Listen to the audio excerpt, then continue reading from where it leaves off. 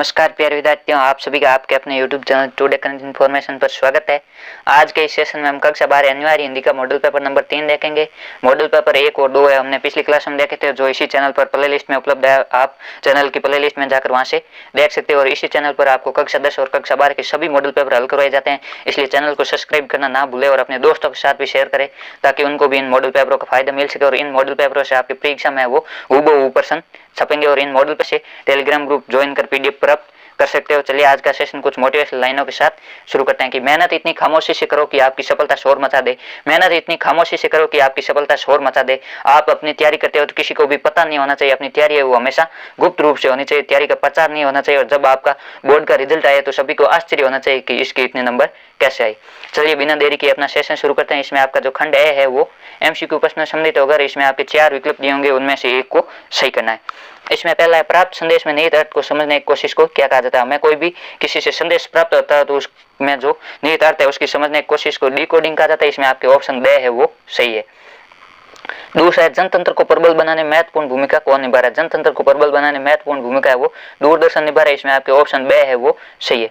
तीसरा है विचारों को अभिव्यक्त करने का माध्यम कौन सा है। विचारों को अभिव्यक्त करने का माध्यम है वो भाषा है। इसमें आपके ऑप्शन 2 है वो सही है। चौथा है एडिटर शब्द का पारिभाषिक अर्थ क्या है। एडिटर शब्द का पारिभाषिक अर्थ होता है संपादक। इसमें आपके ऑप्शन ए है वो सही है और लेखक का इंग्लिश में अर्थ होता है राइटर। उसके बाद 500 प्रश्न है खरगोश की आंखों जैसा लाल सवेरा पंक्ति में कौन सा बिंब है। खरगोश की आंखों जैसा लाल सवेरा पंक्ति है इसमें आपके दर्शी बिंब है, क्योंकि इसमें जो सवेरा है वो खरगोश की आंखों के समान लाल दिखाई देता है। ये दर्शी संबंधित है इसलिए इसमें दर्शी बिंब है। इसमें आपके ऑप्शन 6 है वो सही है। छठा है कैमरे में बंद अपराध कविता में किस पर व्यंग्य किया गया। कैमरे में बंद अपराध कविता उसमें पत्रकार की मनोवृत्ति पर व्यंग्य किया गया। इसमें ऑप्शन 2 है वो सही है। पत्रकार है वो विकलांग की विकलांगता को बेचना चाहता था और उसे बेतुके सवाल पूछकर उसकी भावनाओं को आहत करने का प्रयास कर रहा था। उसके बाद 7वां प्रश्न है क्रांति हमेशा किसका प्रतिनिधित्व करती है। क्रांति हमेशा है वो वंचित वर्ग का प्रतिनिधित्व करती है। इसमें आपके ऑप्शन 6 है वो सही है। 8वां प्रश्न है जाति प्रथा का दूषित सिद्धांत क्या है। जाति प्रथा का दूषित सिद्धांत है जाति प्रथा आधारित व्यवसाय चयन, यानी कि किसी विशेष जाति के लोग किसी विशेष कार्य को ही करेंगे, उस जाति के लोग अन्य कार्य नहीं कर सकते। ये जाति प्रथा का दूषित सिद्धांत है जो समाज के लिए एक घातक है। 9वां प्रश्न है मनुष्यता की साधना और जीवन सौंदर्य के लिए किसकी आवश्यकता होती है। मनुष्यता की साधना और जीवन सौंदर्य के लिए लोक कलाओं की आवश्यकता होती है। इसमें आपके ऑप्शन ए है वो सही है। 10वां है जीजी के दृष्टिकोण में त्याग क्या है। जीजी के दृष्टिकोण में त्याग यह है कि अपनी जरूरत त्याग कर मानव के लिए कुछ देना, यानी कि कोई वस्तु है वो हमारे पास भी कम मात्रा में और किसी व्यक्ति को उसी वस्तु की जरूरत है और वो हमें भी उनकी जरूरत हो, अपनी जरूरत को छोड़कर दूसरे की जरूरत की पूर्ति के लिए उसको दान देना सबसे बड़ा त्याग है। इसमें आपके ऑप्शन 2 है वो सही है। 11वां प्रश्न है अगर हम जरूरत को तय कर बाजार में जाने के बजाय उसकी चमक दमक में फंस गए तो सदा के लिए बेकार कौन बना सकता है। अगर यदि हम जरूरत को तय किए बिना बाजार में चले गए और उसकी चमक दमक में फंस गए तो हमें हमेशा के लिए असंतोष तृष्णा इसलिए वो बेकार बना सकता है। इसमें आपके ये तीनों ही इसलिए इसमें आपके ऑप्शन 2 है वो सही होगा। इसका सही उत्तर उपयुक्त सभी। उसके बाद आपके 12वां प्रश्न है कहानी में जो हुआ होगा और समहाउ इम्प्रॉपर इन जुमलों में कौन सा भाव निहित है। कहानी में जो हुआ होगा और समहाउ इम्प्रॉपर में आपके भाव है यथा स्थिति का भाव है, अनिर्णय की स्थिति भी है, दो का भाव है। इस प्रकार तीनों ही भाव है। इसमें आपके ऑप्शन 2 है वो सही होगा। जो हुआ होगा और समहाउ इम्प्रॉपर यथा स्थिति यानी जैसा चल रहा है उसी के अनुसार चलना है। अनिर्णय यानी कोई स्पष्ट निर्णय नहीं ले पाना और दो यानी विरोधाभास, एक उसका प्रबल समर्थक है किसी धारणा का तो दूसरा उसी धारणा का प्रबल विरोधी। इसके बाद आपके 13वां प्रश्न है सिंधु सभ्यता का प्राचीन सुनियोजित शहर मोहनजोदड़ो वर्तमान में कहाँ स्थित है। मोहनजोदड़ो है वर्तमान में पाकिस्तान के सिंध प्रांत में स्थित है। इसमें आपके ऑप्शन 2 है वो सही है। उसके बाद 14वां प्रश्न है आनंदा जब पहले दिन पाठशाला गया तो क्या प्रतिक्रिया हुई। आनंदा जब पहले दिन पाठशाला गया तो उसकी कोई प्रतिक्रिया नहीं थी। इसमें आपके ऑप्शन 2 है वो सही है। 15वां प्रश्न है लेखक के मन में अंदर ही अंदर क्या विचार चलते रहते थे। लेखक के मन में अंदर ही अंदर विचार चलते रहते थे कि खेती है वो हमें गड्ढे में धकेल रही। इसमें आपके ऑप्शन 2 है वो सही होगा। ये आपके जो जूझ पाठ है उसके लेखक के बारे में बताया गया है। उसके बाद 16वां प्रश्न है रिटायर होने के बाद किशनदास ने यशोधर बाबू के पास रहने की पेशकश क्यों नहीं की। रिटायर होने के बाद किशनदास ने यशोधर बाबू के पास रहने की पेशकश इसलिए नहीं की क्योंकि वह किशनदास जानते थे कि यशोधर बाबू के 2 कमरों में 3 परिवार रहते हैं, इसलिए उन्होंने पेशकश नहीं की। इसमें आपके ऑप्शन ए है वो सही होगा। इस प्रकार आपके 16 MCQ पूछे जाएंगे और ये अति महत्वपूर्ण प्रश्नों की सीरीज है। आपकी परीक्षा में इसमें से हूबहू प्रश्न देखने को मिलेंगे। उसके बाद दूसरा प्रश्न है रिक्त स्थानों की पूर्ति कीजिए। इसमें पहला है भाषा का लिखित रूप ही खाली जगह कहलाता है। भाषा के लिखित रूप ही वर्ण कहलाता है।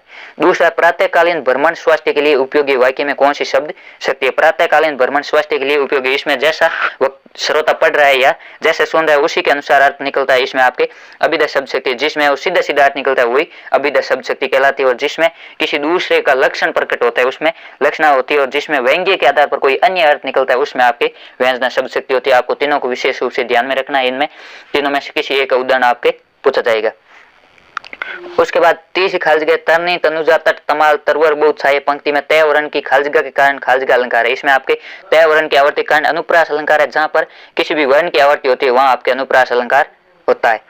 उसके बाद चौथा प्रश्न है मिसकंडक्ट शब्द का हिंदी पारिभाषिक शब्द क्या है। मिसकंडक्ट शब्द का हिंदी पारिभाषिक शब्द है कदाचार या अनुचित व्यवहार। कंडक्ट का अर्थ होता है व्यवहार और मिस का अनुचित। इसमें आपके होगा अनुचित व्यवहार या कदाचार। यह आपके पारिभाषिक शब्द है। दो पूछे जाएंगे, एक मीनिंग देकर उसका हिंदी अर्थ पूछा जाएगा और एक हिंदी अर्थ देकर उसकी मीनिंग पूछी जाएगी। पांचवा प्रश्न है जहां शब्दार्थ की व्यंजना अर्थ पर निर्भर करती है उसका पर्याय रख देने पर भी अभिष्ट की पूर्ति हो जाती है वहां कौन सी शब्द शक्ति होती है। जहां शब्दार्थ की व्यंजना अर्थ पर निर्भर करती है वहां आपके आर्ट व्यंजना होती है। व्यंजना शब्द शक्ति के दो भाग होते हैं, शाब्दिक व्यंजना और आर्ट व्यंजना। आर्ट व्यंजना में है वो किसी भी शब्द का उसका पर्यायवाची रख देने पर भी कोई फर्क नहीं पड़ता, ये अर्थ पर आधारित होती है। जबकि जो शाब्दिक व्यंजना उसमें पर्यायवाची रख देने पर उसमें व्यंजना का भाव समाप्त हो जाता है। इसमें आपके होगा आर्थ व्यंजना। इसमें व्यंजना अर्थ पर निर्भर करती है। छठी खाली जगह जहां सौंदर्यता का वर्णन इतना बढ़ा चढ़ाकर किया जाए कि लोक मर्यादा का उल्लंघन कर जाए वहां कौन सा अलंकार होता है। जहां सौंदर्यता का वर्णन है वो बढ़ा चढ़ाकर किया जाए और लोक मर्यादा का उल्लंघन किया जाए वहां अतिशयोक्ति अलंकार होता है। किसी बात को बढ़ा चढ़ाकर कहना है वो अतिशयोक्ति कहलाता है। उसके बाद तीसरा प्रश्न है निम्नलिखित अपठित गद्यांश को ध्यानपूर्वक पढ़कर पूछे गए प्रश्नों का उत्तर अपनी उत्तर पुस्तिका में दीजिए। इसमें आपके अपठित गद्यांश दिया होगा और उसमें आपके 6 प्रश्न पूछे जाएंगे। आपको उस गद्यांश को पढ़कर उसके उत्तर देना है। इसमें देश की सर्वांगीण उन्नति एवं विकास के लिए देशवासियों में स्वदेश प्रेम का होना आवश्यक है।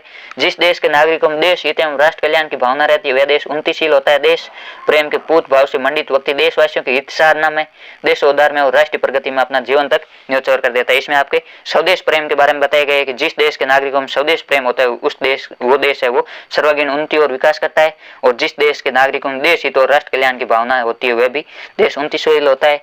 और जो देशवासियों के हित साधना में, देशोद्धार में, राष्ट्र प्रगति में अपना जीवन न्योछावर कर देते हैं वही देश सर्वश्रेष्ठ होता है। हम अपने देश के इतिहास पर दृष्टिपात करें तो ऐसे देशभक्तों की लंबी परंपरा मिलती है जिन्होंने अपना सर्वस्व समर्पण करके स्वदेश प्रेम का अद्भुत परिचय दिया है।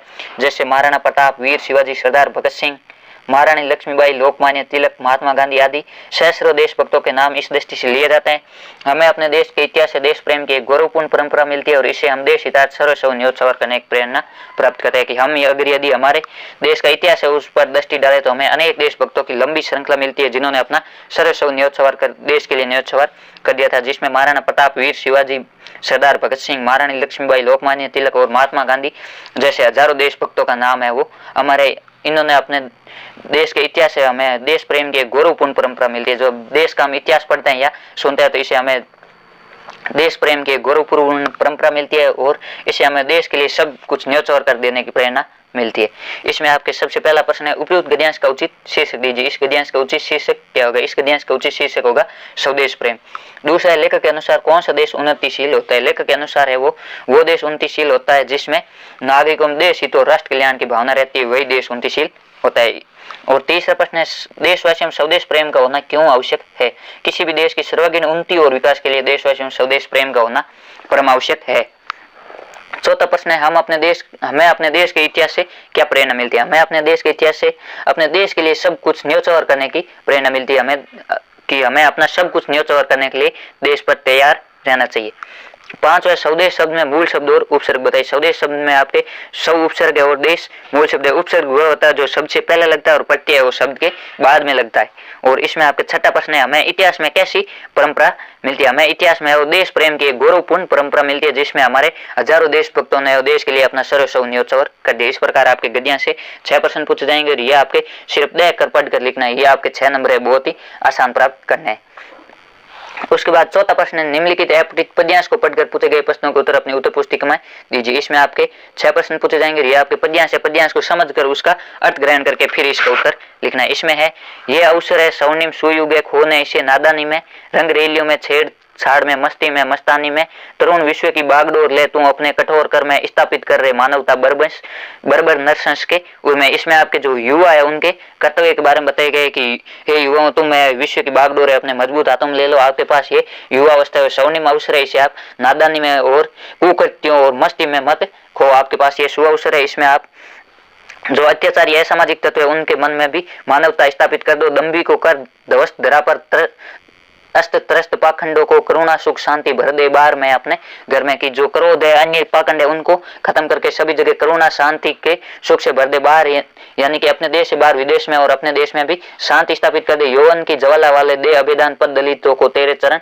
शरण में आज जग आश्वासन श्वास के कि हे यौवन जो लंबे समय से शोषित है, दलित है, उनको भी आप अभिदान दो और आपके चरणों में ये जग का आश्वासन है। पूरे संसार है वो आपसे भी आशा लगाए बेटा, आप ही आखिर उम्मीद हो कि युवा भी इस संसार में कुछ परिवर्तन कर सकते हैं। इस प्रकार इसमें युवाओं के कर्तव्य के बारे में बताए गए। इसमें सबसे पहला है उपयुक्त काव्यांश का उचित शीर्षक लिखिए। इस काव्यांश का आपके शीर्षक होगा युवाओं के कर्तव्य या तरुणों के कर्तव्य। आपके युवाओं को तरुण भी कहा जाता है, इसमें आपको दोनों भी वर्ड लिख सकते हो। इसके बाद दूसरा ये अवसर है स्वर्णिम सुयोग है। पंक्ति में किस अवसर की बात की गई? ये अवसर है स्वर्णिम सुयोग, इसमें युवावस्था को है वो स्वर्णिम सुयोग बताया गया है। तीसरा दे अभिदान पद दलितों को। पंक्ति का आशय स्पष्ट कीजिए कि युवा वर्ग अपनी सहायता से उन व्यक्तियों को अभिदान दे जिनका अभी तक शोषण हुआ या जो दलित है उनको अभिदान देने की बात की गई है। चौथा प्रश्न है बाहर में अपने घर में। पंक्ति हमारी किस विशेषता का बोध कराती? ये पंक्ति हमारी भारतीय की विशेषता का बोध कराती है कि हम भारतीय करुणा और शांति के प्रतीक रहे, अतः देश विदेश में वो युवा लोग है वो शांति स्थापित करे। जो भारत है वो करुणा और शांति का प्रतीक रहा हमेशा सही। पांचवा विश्व की बागडोर किसके हाथों में शोभा पाती? विश्व की बागडोर है वो युवा पीढ़ी के मजबूत हाथों में शोभा पाती है।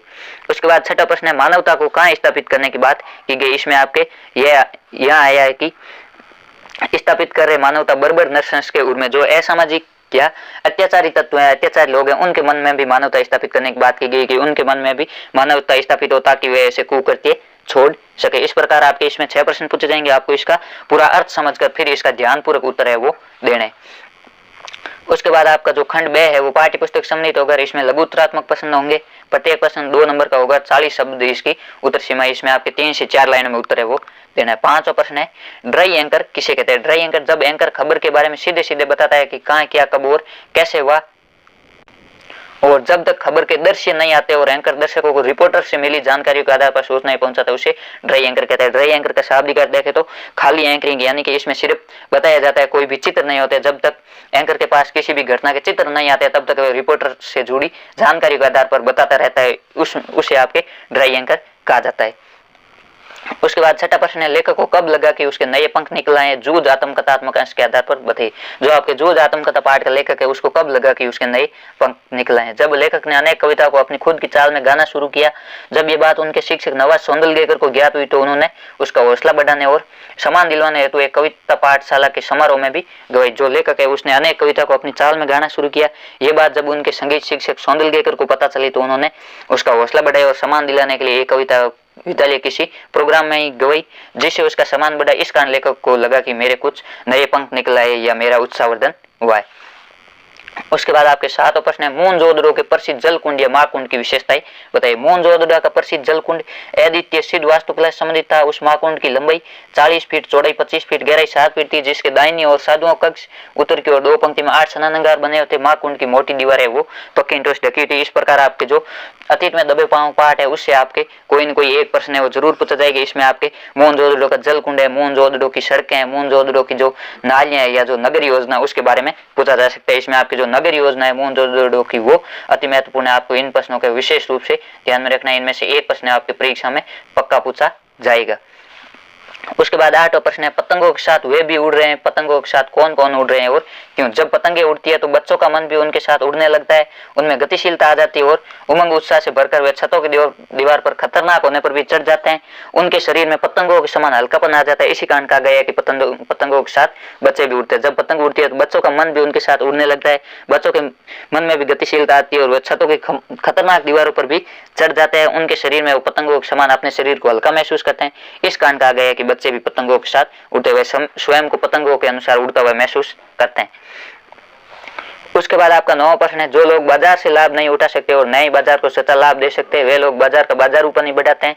इस कथन का क्या अर्थ है? यानी कि जो लोग बाजार से नया लाभ उठाते हैं और बाजार को कोई सच्चा लाभ नहीं दे पाते वे बाजारूपन बढ़ाते हैं, यानी कि महंगाई और मूल्य वृद्धि बढ़ाते हैं। इस कथन का क्या अर्थ है? जो लोग परचेजिंग पावर या क्रय शक्ति के गर्व में बाजार से अनावश्यक वस्तु खरीद लाते हैं वे बाजार को विनाशक व्यंग्य शक्ति देते हैं। ऐसे लोगों की वजह से बाजार में छल कपट, मूल्य वृद्धि आदि प्रवृत्तियां बढ़ती है। इससे बाजार को सच्चा लाभ नहीं होता, उसमें सद्भाव की कमी और लूट खसोट आदि की वृद्धि होती है। जो लोग परचेजिंग पावर या क्रय शक्ति गर्व में यानी कि अपने को बेहतर बनाने या इंप्रेस के चक्कर में अनावश्यक वस्तु खरीद लेते हैं, वे बाजार को विनाशक व्यंग्य शक्ति देते हैं। ऐसे लोगों की वजह से बाजार में छल कपट और मूल्यवर्धि यानी महंगाई बढ़ती है और लोगों में सद्भाव की कमी आती है। जो दुकानदार है उसको प्रत्येक ग्राहक है वो ग्राहक लगने लगता है, उसमें भाईचारे की भावना खत्म हो जाती है और लूट खसोट की वृद्धि होती है। जो दुकानदार है वो लूटने का प्रयास करता है। इस प्रकार जो लोग है वो वास्तविक वस्तु नहीं खरीदते, वो परचेजिंग पावर में अनावश्यक वस्तु खरीदते हैं, वो मूल्य बढ़ाते हैं। उसके बाद आपका जो खंड 6 है उसमें आपके दीर्घ उत्तरात्मक प्रश्न पूछे जाएंगे और इसमें आपके 60 से 80 शब्दों में उत्तर देना है और प्रत्येक प्रश्न 3 नंबर का होगा। इसमें आपके अतोम पूछे जाएंगे, 2 प्रश्न, दोनों में से कोई एक करना है। इसमें 10वां प्रश्न है, कालिदास ने शिरीष की कोमलता और द्विवेदी जी ने उसकी कठोरता के विषय में क्या कहा? शिरीष के फूल निबंध के आधार पर स्पष्ट कीजिए। यानी कि कालिदास ने शिरीष को अत्यधिक कोमल बताया और हजारी प्रसाद द्विवेदी जी ने है वो शिरीष को कठोर बताए। कालिदास और संस्कृत साहित्य में शिरीष के फूलों को अत्यंत कोमल माना गया है। कालिदास कहते हैं कि शिरीष का फूल केवल भंवरों के पैरों का भारी सहन कर सकता है, पक्षियों का नहीं।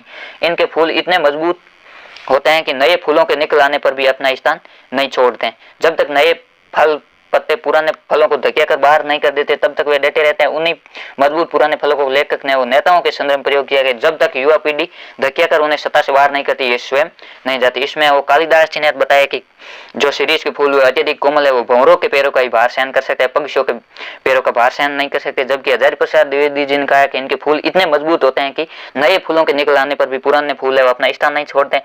इसी प्रकार हजारी प्रसाद द्विवेदी जी ने है वो शिरीष के माध्यम से नेताओं पर व्यंग्य किया है कि जो पुराने नेता है वो जब तक युवा लोग उन्हें धकिया कर सत्ता से बाहर नहीं करते तब तक अपना स्थान नहीं छोड़ते, अपने स्थान पर जमे रहना चाहते हैं। इसके अथवा में इंद्र सेना सबसे पहले गंगा मैया की जय क्यों बोलती है? इस संदर्भ में नदियों का भारतीय सांस्कृतिक परिवेश में क्या महत्व है? यह आपके अति महत्वपूर्ण प्रश्न है कि नदियों का भारतीय सांस्कृतिक परिवेश में क्या महत्व है, या जो इंद्र सेना है वो सबसे पहले गंगा मैया की जय क्यों बोलती है? इंद्र सेना सबसे पहले गंगा मैया की जय बोलते हैं क्योंकि गंगा भारत की पूज्य और पवित्र नदी है। इसके जल सिंचन से देश में अन्न का उत्पादन होता है। गंगा नदी हमारी सांस्कृतिक आस्था है। इसके तट पर अनेक पवित्र तीर्थ और सांस्कृतिक केंद्र विद्यमान है जिनका हमारे धार्मिक और सांस्कृतिक अनेक पवित्र तीर्थ विशेष महत्व है। इन सब कारण से गंगा नदी का महत्व सर्वोपरि। जो गंगा नदी हो उसके साथ हमारी सांस्कृतिक और धार्मिक आस्था जुड़ी हुई है, उसे अन्न का उत्पादन भी होता है। इस कारण वो इंद्र सेना सबसे पहले गंगा मैया की जय बोलती है। उसके बाद 11वां प्रश्न है, आत्मपरिचय कविता का मूल प्रतिपाद्य स्पष्ट कीजिए। यानी कि जो आत्मपरिचय कविता है उसका मूल भाव क्या है?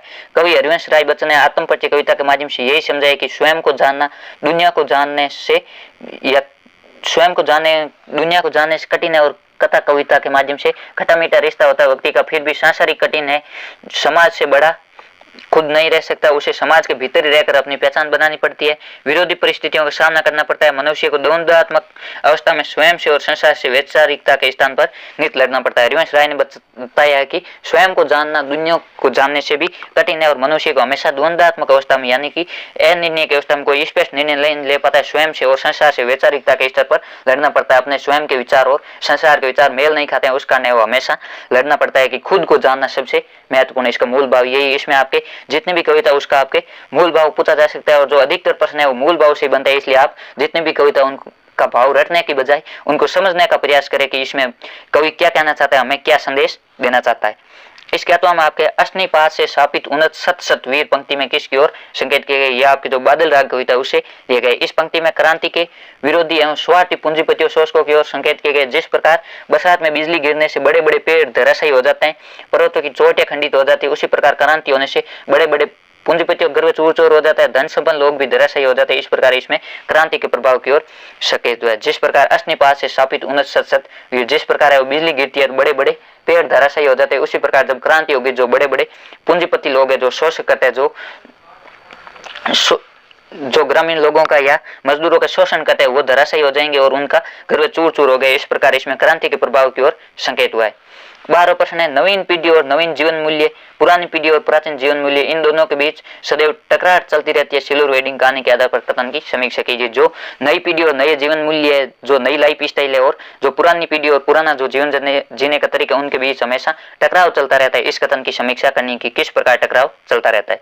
सिल्वर वेडिंग कहानी के प्रमुख पात्र यशोधर बाबू संस्कारी व्यक्ति है। वे पुरानी पीढ़ी और प्राचीन जीवन मूल्यों को अपनी परंपरावादी सोच के आधार पर श्रेष्ठ मानते हैं। जो यशोधर बाबू है वो प्राचीन जीवन मूल्यों को श्रेष्ठ मानते हैं, जबकि उनके बेटा बेटी और उनकी देखा देखी उनकी पत्नी भी नई पीढ़ी के जीवन मूल्यों का अनुसरण करती है। जो यशोधर बाबू के बेटा बेटी और उनकी पत्नी है वो नई पीढ़ी के जीवन मूल्यों का अनुसरण करती है। फलस्वरूप घर में यशोधर बाबू का मतभेद ही नहीं चलता बल्कि हर बात में उनका विरोध होता रहता है। जो यशोधर बाबू के बेटा बेटी और उनकी पत्नी है वो हमेशा उनका विरोध करते हैं। जब वे दफ्तर से देर शाम तक पहुंचते हैं तथा किशनदा के आदर्शों का अपने जीवन में उतारने का प्रयास करते हैं, उस समय उनका है वो हर समय विरोध चलता रहता है। जो बेटा बेटी उनको विरोध करते हैं जबकि यशोधर बाबू उनको श्रेष्ठ मानकर उनका पालन करता है। इस प्रकार जो प्राचीन जीवन मूल्य और नए जीवन मूल्य उनमें टकराव चलता रहता है। उसके बाद तो हम आपके जूझ आत्मकथात्मक अंश के माध्यम से क्या संदेश दिया गया, यानी कि जो जूझ आत्मकथा है उसके माध्यम से हमें क्या संदेश मिलता है, हमें जीवन में क्या ग्रहण करने योग्य बातें मिलती है। जूझ आत्मकथात्मक उपन्यास का जितना पाठ रूप में संकलित है वह पूरी तरह शिक्षापट और उद्देश्यपूर्ण है। इसके माध्यम से लेखक ने पाठकों को संघर्ष करने की सीख दी। जो पाठ पढ़ने वाले यानी कि विद्यार्थी उनको संघर्ष करने की सीख दी। इसमें जो मुख्य भाव है वो संघर्ष करने का है। मनुष्य के जीवन की परिस्थितियां चाहे कितनी विकट हो, सामने भीषण संकट हो, बाधाएं, उसे घबराना नहीं चाहिए। उसे सहनशीलता, धैर्य, हिम्मत और संघर्ष के साथ अपने लक्ष्य की ओर बढ़ते रहना चाहिए। पढ़ाई छूट जाने के बाद भी लेखक के मन में पढ़ने की तीव्र लालसा है, क्योंकि पढ़कर ही आगे नौकरी प्राप्त की जा सकती है और जीवन को सफल बनाया जा सकता है। इसमें जो मुख्य भाव है वो संघर्ष करने की सीख दी गई कि परिस्थितियां चाहे कितनी भी विपरीत हो लेकिन उसे घबराना नहीं चाहिए। सहनशीलता, धैर्य, हिम्मत और संघर्ष के साथ अपने लक्ष्य की ओर आगे बढ़ना चाहिए। इस प्रकार जो प्रत्येक पाठ है उसमें हमें क्या संदेश मिलता है, विशेष रूप से इस भाव को ग्रहण करने का प्रयास करना चाहिए। हमें ये पाठ पढ़ाने का मूल उद्देश्य यही होता है कि विद्यार्थियों के मन में वो समझ विकसित हो। उसके बाद आपका जो 13वां प्रश्न है वो कवि और लेखक परिचय संबंधित है। ये भी आपके 3 नंबर का होगा। इसमें अथवा में आएगा। इसमें एक कवि का परिचय पूछा जाएगा और कवि के अथवा में आपके लेखक का पूछा जाएगा। आप या तो पूरे कवियों के परिचय याद कर लो या जो पूरे 5 या 6 लेखक है उनके परिचय याद कर लो। उनमें से 5 या 6 में से किसी एक लेखक का परिचय पूछा जाएगा। इसमें कवि है, कवि कुंवर नारायण के व्यक्तित्व और कर्तृत्व का परिचय दीजिए।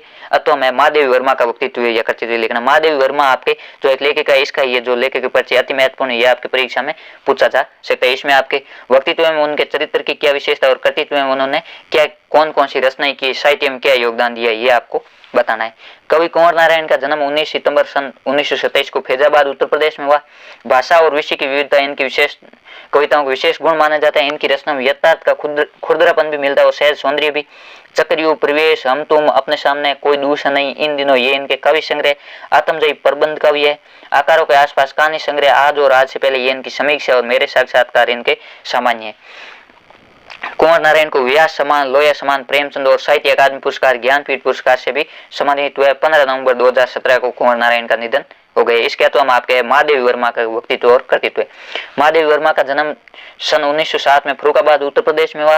महात्मा गांधी के संपर्क में आने के बाद समाज सेवा की ओर उन्मुख हो गई। इनका कार्य क्षेत्र बहुमुखी रहा। इनकी कविता में निजी वेदना और पीड़ा समाहित है। इनके गद्य में सामाजिक सरोकारों के चिंतन है। इनकी रचनाएं निहार, रश्मि, निर्जा, यमा, ये इनके काव्य संग्रह। अतीत के चलचित्र, स्मृति की रेखाएं, पथ के साथी, मेरा परिवार, ये इनके संस्मरण है। श्रृंखला की कड़ियां, आपदा, भारतीय सांस्कृतिक शौर्य, ये महादेवी वर्मा के निबंध है। पद्म विभूषण, ज्ञानपीठ पुरस्कार, भारतीय पुरस्कार सम्मानित है वो। लेखिका महादेवी वर्मा का निधन है 1987 में हुआ। इस प्रकार ये आपको इनका व्यक्तित्व और कर्तृत्व लिखना है। व्यक्तित्व में इनकी चारित्रिक विशेषता, इनकी शिक्षा, इनका जन्म, निधन और जन्म स्थान के बारे में बताना और कर्तृत्व में इन्होंने साहित्य में क्या योगदान दिया इसके बारे में बताना है। उसके बाद आपके 14 प्रश्न है युवा पीढ़ी के घटते संस्कार, इस विषय पर फीचर लिखना है। इसमें आपके या तो कोई बिंदु देकर उस पर फीचर लिखना पूछा जा सकता है या फीचर और आलेख की कोई विशेषता, फीचर आलेख में अंतर, इस प्रकार आपके अभिव्यक्ति माध्यम पाठ्य पुस्तक से पूछा जा सकता है। इसमें है युवा पीढ़ी के घटते संस्कार, इस पर आपको एक फीचर है वो लिखनी है। आज की नई पीढ़ी अपनी संस्कृति और संस्कारों को त्याग कर एकदम मॉडर्न बनकर रहने में अपनी शान समझती है। नई पीढ़ी के सामने पुरानी पीढ़ी के लोग दक्यानुष, नासमझ और जिंदगी का असली मजा न ले सकने वाले हैं। युवा पीढ़ी माता पिता का सम्मान नहीं करती, परिवार के बड़े बूढ़ों का कहना नहीं मानती, सब कामों में अपनी मर्जी और अनियंत्रित जीवनचर्या को महत्व देती है। युवा पीढ़ी मुन्ना भाई एमबीबीएस की तर्ज पर अच्छे बुरे सब कामों को जायज मानकर अपना भविष्य ढालना चाहती है। ये सारा दोष उनकी संस्कारहीनता के, जो युवा पीढ़ी में संस्कारहीनता का प्रभाव बढ़ रहा है, ये सब उनका ही दोष है। अंधानुकरण और अब संस्कृति का वे अच्छे संस्कार ना तो सीखना चाहते हैं, ना ही अपनाना चाहते हैं। नई पीढ़ी की ये स्थिति अति चिंतनीय, जो चिंता करने योग्य। इस प्रकार आपके कोई भी बिंदु दिया होगा उस पर आपको फीचर या आलेख लिखना है। इसके अलावा में नशे के लत से जकड़ता युवा वर्ग, इस विषय पर आपको आलेख है वो लिखना है। नशे के लत से जकड़ता युवा वर्ग। नशे के लत एक कुप्रवृत्ति या दुर्व्यसन है। आज युवा वर्ग हेरोइन, ब्राउन शुगर, इसमें एक चर्स, शराब आदि नशीले पदार्थों का सेवन करने लगा है। नशे का प्रचलन युवा वर्ग में देखा देखी या साथियों के प्रभाव आदि से बढ़ रहा है, तो कुछ संपन्न घरों के युवकों में शराब, विस्की, बियर का सेवन करना उनका स्टेटस हो गया है। नशा माफिया इस कुप्रवृत्ति को बढ़ाने में पूरा सहयोग कर रहे हैं। प्रारंभ में युवक युवतियों को फुसलाया ललचाया जाता है, एक दो खुराक है वो मुफ्त यानी फ्री में दी जाती, फिर उनका हर तरह शोषण किया जाता है। नशे की लत से जकड़ता युवा वर्ग समाज को अपराधों की ओर ले जा रहा है। नशा करने से मानव के विवेक के साथ सोचने समझने की शक्ति भी नष्ट हो जाती है। वे अपने हित अहित भले बुरे के अंतर नहीं समझ पाता है। नशे की लत से धीरे धीरे वे अनेक बीमारी से ग्रसित हो जाता है। ये स्थिति अति चिंतनीय बन गई है। इस प्रकार आपके ये एक फीचर और एक आलेख पूछा जा सकता है। इसमें आपके दोनों में से कोई एक करना है। ये फीचर और आलेख की भाषा है वो प्रभावशाली होना चाहिए। जो आपके लिख पढ़ने वाला है उसके ऊपर कोई सीधा इफेक्ट डालना चाहिए कि इसने सही लिखा है। इसमें आपके जो भीतरी आलेख है वो सबसे पहले शीर्षक है वो बीचों बीच में लिखना है, या आपके हाईलाइट करके या गहरे पेन से आप लिख सकते हो। उसके बाद आपके 15 प्रश्न है वो पद्यांश की प्रसंग वाक्य संबंधित है, और ये आपके पाठ्य पुस्तक से पद्यांश दिया गया। इसमें आपको प्रसंग वाक्य और विशेष लिखने। प्रसंग में ये पद्यांश कहाँ से लिए गए, इसका मूल भाव क्या है, वाक्य में इसकी पूरी विस्तार से व्याख्या करनी है, और विशेष में इसके जो भाव पक्ष और कला पक्ष है दोनों को बताना है। इसमें आपके 2 दिए होंगे, दोनों में से एक कोई करना है, और ये आपके 6 नंबर का रहने वाला है। इसमें पहला है, सारी मुश्किल को धैर्य से समझे बिना मैं पेंच को खोलने के बजाय उसे बेहतर कसता चला जा रहा था, क्योंकि इस कर्तव्य पर मुझे साफ सुनाई दे रही थी तमाश बिनों की शाबाशी और वाह वाह। इसका आपके प्रसंग होगा, प्रस्तुत काव्यांश कवि कुंवर नारायण द्वारा लिखित काव्य संग्रह कोई दूसरा नहीं की कविता बात सीधी थी पर से लिए गए। कवि ने उसमें उन कवियों पर व्यंग्य किए गए जो वाह वाही पाने के चक्कर में लोक भाषा के सीधे सरल रूप को छोड़कर वो पांडित्य दिखाने में फंस जाते। कवि ने उन कवियों पर व्यंग्य किया जो लोगों की वाह वाही लूटने के चक्कर में वो जो लोक भाषा के सीधे साधे शब्द है उनको छोड़कर जो कठिन शब्द है उनको चुनते। इसकी आपके व्याख्या, कवि कहता है कि भाषा के चक्कर में फंसी सीधी बात को धैर्यपूर्वक सुलझाने की कोशिश करने पर वह और अधिक उलझ गई। जिस प्रकार पेंच ठीक करने से न लगे तो उसे खोलकर बार बार कसने से चूड़ियां मर जाती, उसी तरह बेवजह भाषा का पेंच कसने से बात सहज और स्पष्ट होने के स्थान पर और भी क्लिष्ट और अर्थहीन हो गई। कवि कह रहे कि इस तरह भाषा को सुलझाने के चक्कर में उनके सुलझाने को काव्य चमत्कार समझकर लोग वाह वाह करने लगेंगे, जो कि मेरी उलझन को ज्यादा बढ़ाने वाली बात है। साथ ही उन लोगों पर व्यंग्य जो तमाशा देखने वालों की तरह अर्थ समझे बिना अनर्थ पर भी अपनी वाहवाही की प्रतिक्रिया देते हैं। कवि कहता है कि जो बात थी मैंने उसको सुलझाने की कोशिश की, लेकिन वो और भी कठिन हो गई। लोग है वो इसको भाषा का चमत्कार समझकर वाहवाही करने लगे। इसने उन लोगों पर व्यंग्य किया है कि तमाशा देखने वाले लोग है वो अर्थ समझे बिना भी वाहवाही करने की प्रतिक्रिया देने लगते हैं। इसमें आपके विशेष में भाव पक्ष और कला पक्ष दोनों लिखने। इसमें आपके भाव पक्ष में कवि ने व्यंग्य करते हुए बताया कि भाषा की जटिलता लोगों की वाहवाही का कारण बनती है, जो कि सही नहीं है। जो भाषा की जटिलता है वो लोगों को समझ में नहीं आती और लोग फालतू में है वो वाहवाही करते हैं, ये साहित्य के हिसाब से सही नहीं है। और इसका आपके कला पक्ष है यानी कि व्याकरणिक पक्ष है। उर्दू मिश्रित शब्दों का प्रयोग है, पेंच, कर्तव्य, बेहतर, तमाशबीन आदि शब्द प्रभावपूर्ण अभिव्यक्ति प्रस्तुत कर रहे हैं। इसमें आपके बिंबों का भी प्रयोग हुआ है कि जिस प्रकार किसी पेंच को बार बार कसने पर उसकी चूड़ी मर जाती है, उसी प्रकार बात को है वो अधिक घुमाने के चक्कर में उसका अर्थ का नष्ट हो जाता है। इसके तो हम आपके एक पद्यांश दिए गए, बहुत काली सील जरा से लाल केसर से की जैसे धुल गई हो सलेट पर, या लाल खड़िया चाक मल दी हो किसी ने नीले जल में, या किसी की गोर झिलमिल दे जैसे हिल रही हो। इसमें आपके प्रसंग प्रस्तुत काव्यांश कवि शमशेर बहादुर सिंह की कविता उषा से लिए गए। सूर्योदय से पहले पल पल बदलती प्रकृति का सुंदर रूप वर्णन किए गए। वह क्या कवि सूर्योदय से पहले आकाश में पल पल परिवर्तित होते हैं सूर्यमय वातावरण का चित्रण करते हुए बताते हैं कि भोर का दृश्य कुछ काले और लाल रंग के मिश्रण से अति मनोरम लगने लगा। तब कुछ क्षणों के बाद ऐसा लगने लगा है कि आकाश काली सील और उसे अभी अभी केसर से धो दिया हो, अथवा काली नीली स्लेट पर लाल रंग की खड़िया मल दी। अर्थात जब नीले वर्ण के आकाश में सूर्य की चमकती श्वेत आभा दिखाई देने लगती है तो ऐसा लगता है कि नीले जल में किसी सौंदर्य की गोरी देह झिलमिल कर रही है। अर्थात प्रातःकालीन नमी और मंद हवा कारण वो सूर्य की हिलती हुई नायिका के समान लगती है। सूर्य की श्वेत बिंब भी हिलता सा प्रतीत होता है। कुछ क्षण बाद जब सूर्य उदित होता है तब उषा के पल पल बदलते रंगों का अथवा प्राकृतिक प्रवेश का चमत्कारी सौंदर्य समाप्त हो जाता है। सूर्य उदय होते ही उषा काल का रंगीन सूर्य में वातावरण है वो चमत्कारी जादू की तरह समाप्त हो जाता है और चारों तरफ है वो सूर्य का तेज प्रकाश फैल जाता है। इसमें जो सूर्योदय से पहले उषा का जो पल पल परिवर्तित प्राकृतिक वातावरण उसका वर्णन किया गया। विशेष है कवि ने उषा काल के दौरान सूर्य की लाल पीली और श्वेत आभा का सुंदर वर्णन किया है। और इसका आपके कला पक्ष से भाषा भाव अनुरूप सरल और सुबोध्य और उत्प्रेरक से अलंकार का प्रयोग हुआ है। इसके बाद आपका जो 16 प्रश्न है ये भी पठित गद्यांश से संबंधित हो गए। ये भी आपके पाठ्य पुस्तक से पूछा जाएगा। इसमें आपके इस दंड विधान के भीतर ऐसी कोई धारा नहीं थी जिसके अनुसार खोटे सिक्कों की टकसाल जैसी पत्नी से पति को विरोध किया जा सके। सारी चुगली चबई की परिणति उसके पत्नी प्रेम को बढ़ाकर ही होती थी। जिठानियां बात बात पर धमाधम पीटी कूटी जाती, पर उसके पति ने उसे कभी उंगली भी नहीं दिखाई। वह बड़े बाप की बड़ी बात वाली बेटी को पहचानता था। यह आपके जो भक्तिन पाठ है उसे ले गए। इसका प्रसंग है प्रस्तुत गद्यांश लेखिका महादेवी वर्मा द्वारा लिखित भक्तिन संस्मरण से लिए गए। इसमें लेखिका भक्तिन के जीवन के विभिन्न पक्षों पर प्रकाश डाल दिए। वह क्या है? लेखिका ने बताया कि भक्ति ने 3 पुत्रियों को जन्म दिया, जिसे भक्तिन की सास और जेठानियां बहुत चिढ़ती थी, लेकिन लेखिका या किसी अन्य की दृष्टि में भी सजा देने के नियम में ऐसा कोई नहीं था कि खोटे सिक्के पैदा करने वाले अर्थात बेटियों को जन्म देने वाली भक्तिन को पति से अलग किया जाए। जब भक्तिन के 3 पुत्रियों का जन्म हुआ तो भक्तिन की जो सास और जेठानियां थी वो उसे बहुत चिढ़ती थी, उसे नफरत करती थी, लेकिन लेखिका या अन्य की दृष्टि में सजा देने के नियम में ऐसा कहीं नहीं था कि जिस प्रकार खोटे सिक्के पैदा करने वाली यानी कि बेटियों को जन्म देने वाली भक्तिन को उसके पति से अलग किया जाए। सभी के द्वारा भक्तिन के प्रति की गई चुगली का परिणाम पति का उस पर और अधिक प्रेम प्रदर्शन होता। जब सभी परिवार के लोग भक्तिन के प्रति उसके पति से चुगलियां करते तो वह उसे अधिक प्रेम करता। जहां उसकी जेठानियां बात बात पर अपने पतियों से मार खाती, वहीं भक्तिन को उसके पति ने मारने के नाम पर एक उंगली भी नहीं छुई थी। जो भक्तिन की जेठानियां थी उनके भक्तिन का जेठ है उनको बात बात पर मारते, लेकिन भक्तिन के पति ने भक्तिन को कभी भी नहीं मारा, क्योंकि वह बड़े बाप की स्वाभिमानी बेटी के स्वभाव को अच्छी तरह जानता था। वो जो भक्तिन है वो स्वाभिमानी स्वभाव की थी, इस कारण उसके पति ने कभी भी उनको उंगली भी नहीं छुई। इसका आपके विशेष होगा लेखिका ने भक्ति के पति प्रेम के स्वभाव को व्यक्त किया है। दूसरा तत्सम भाषा के साथ देश से शब्दावली की प्रचुरता है, और तीसरा अंगूठाधिकार मुहावरे का प्रयोग हुआ है। इसके अथवा में भी आपके गद्यांश दिया होगा। अंधेरी रात चुपचाप आंसू बहा रही थी, निष्ठबद्धता करुण शिष्यों और आवों को बलपूर्वक अपने हृदय में दबाने की चेष्टा कर रही थी। आकाश में तारे चमक रहे थे, पृथ्वी पर कहीं प्रकाश का नाम नहीं। आकाश से टूट कर यदि कोई भावुक तारा पृथ्वी पर जाना भी चाहता तो उसकी ज्योति और शक्ति रास्ते में शेष हो जाती। अन्य तारे उसकी भावुकता और असफलता पर खिलखिलाकर हंस पड़ते। यह आपके जो पहलवान की दौलत पाठ है उसे लिए गए। यह आपके अति महत्वपूर्ण गद्यांश यह परीक्षा में पूछा जा सकता है। इसका आपके शीर्षक होगा प्रस्तुत अवतरण लेखक फणीश्वर नाथ रेणु द्वारा लिखित कहानी पहलवान की ढोलक से लिए गए। इसमें मलेरिया और हैजे की चपेट में आए गांव के भयानक वातावरण का वर्णन किया गया।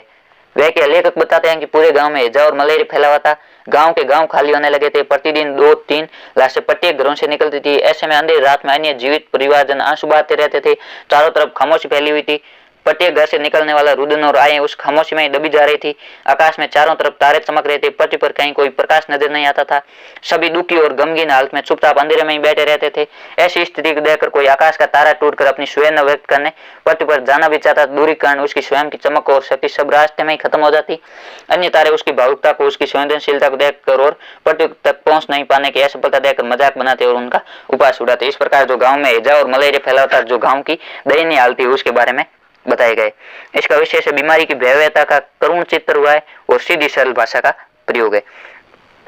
उसके बाद आपका जो 17वां प्रश्न है वो लेखन संबंधित है। अपने विद्यालय में कार्यालय सामग्री करने हेतु एक निविदा लिखनी है। आपको अपने विद्यालय के ऑफिस में है वो कोई सामग्री खरीदनी है, इसके लिए आपको निविदा लिखनी है। आपके 4 नंबर का होगा। इसके अथवा भारत सरकार रक्षा मंत्रालय की ओर से श्री नरेंद्र सिंह की लिपिक पद पर नियुक्ति के संदर्भ में एक ज्ञापन प्रस्तुत कीजिए। आपको पहले निविदा लिखनी है और निविदा के अथवा में ज्ञापन, निविदा या ज्ञापन दोनों में से एक लिखना है। यह आपके 4 नंबर का रहने वाला निविदा है। उसमें आपको सबसे पहले बीचों बीच में लिखना है निविदा सूचना, उसके बाद विद्यालय या जिस संस्थान का नाम है उसका लिखना है, फिर क्रमांक लिखना है और क्रमांक के बाद राइट साइड में वो दिनांक लिखनी है, फिर बीचों बीच में निविदा संख्या लिखकर फिर निविदा लिखनी शुरू करनी है।